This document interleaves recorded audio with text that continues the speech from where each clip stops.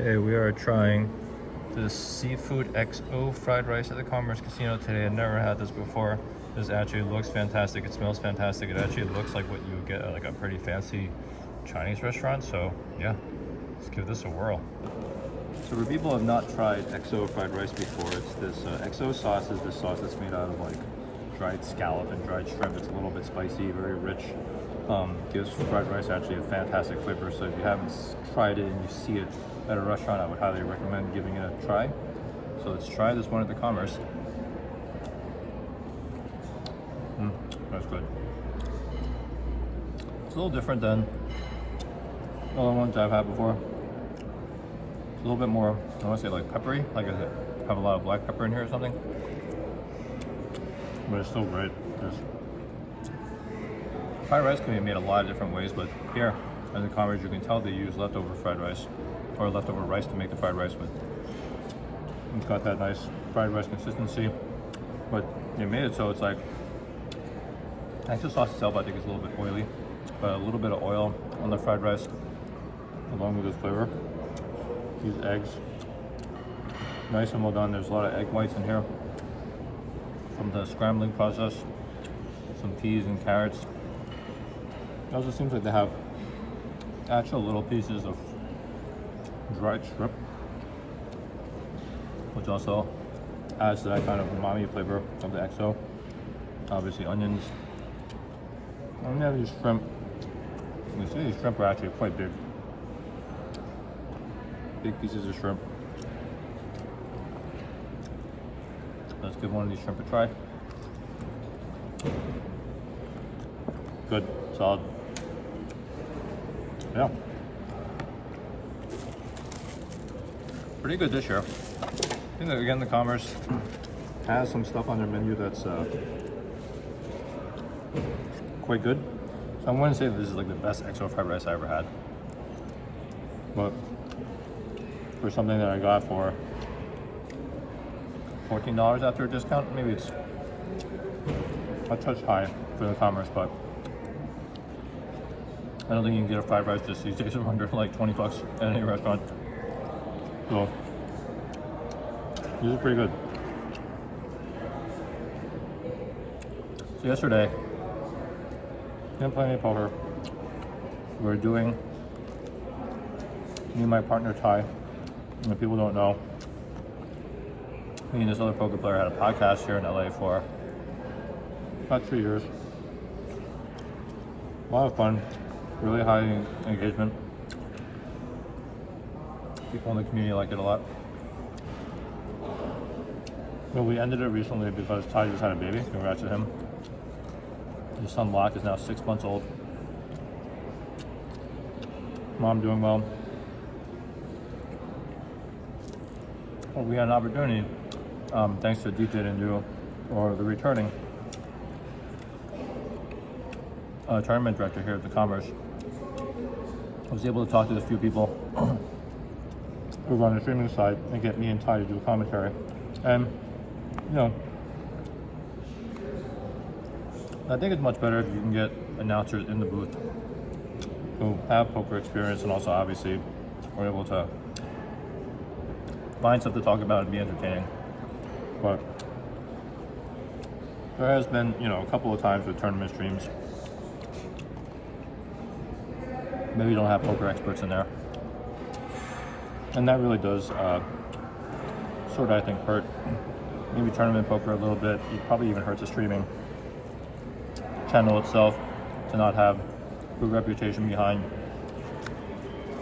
your announcers. And also kind of hurts the overall content and the growth of the game. But meantime, a lot of fun. Unbelievable final table. Fausto ended up winning. Fausto Valdez, really good poker player and coach here in LA.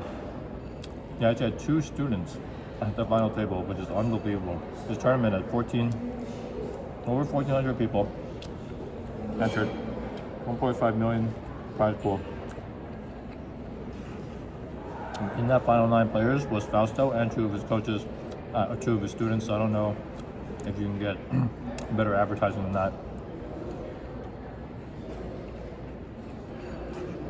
Also, the final table with Jarek Reiner, another really, really good pro here in the Southern California area. He has his own now cash game that he runs over a Lucky Lady, I think.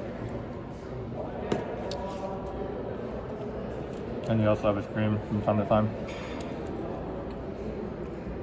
He was at the final table. Two local LA legends, Phuc Nguyen and Dewey Duong. Guys who have made a name going deep and winning Los Angeles-based poker tournaments and have really kept up with the Sovereignties, to be honest with you. Both at this final table. Few Paso students and a couple of other players. Really, really great. Great action. People played really, really well. Overall, it was an absolute pleasure for me and Ty to commentate. A lot of fun in the chat as well. I think it's so important to go to the poker and the game in general that we have good content. I still don't know. It was like a 5.5 hour stream. I think these types of streams are great for poker players who actually sit through that kind of thing. And probably also just good for people who maybe like to have poker content related stuff on in the background while they're doing things. You know, like working, doing errands, or playing poker. But I think to attract casual like fans and spectators, we need something more on the curated side like we had back, you know, in the WSOP days. You know, 1 hour episodes, highly curated, only highlighted hands. A lot of player backstory and things like that. But there's definitely still a place for these streams. And I think Valley Poker Live, Live of the Commerce, have,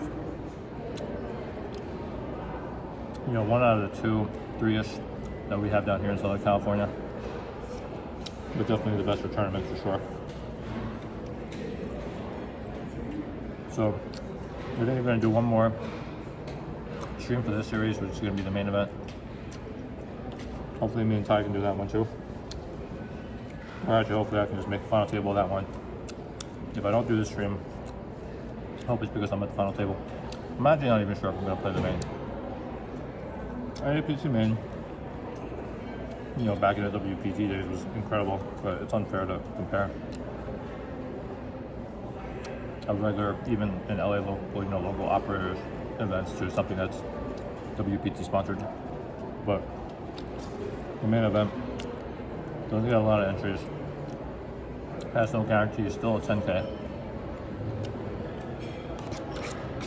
So me and Ty like to say that